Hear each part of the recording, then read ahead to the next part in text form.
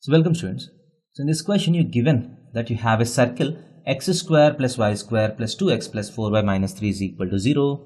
You're asked to find the point which is diametrically opposite to the point 1 comma 0. So again a very straightforward question. You have a point 1 comma 0. You know the center of the circle.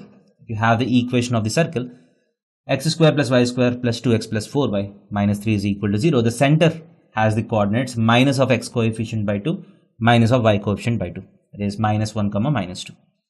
And if you want this point, diametrically opposite point, the midpoint of AB has to be equal to minus 1. So this point is alpha comma beta.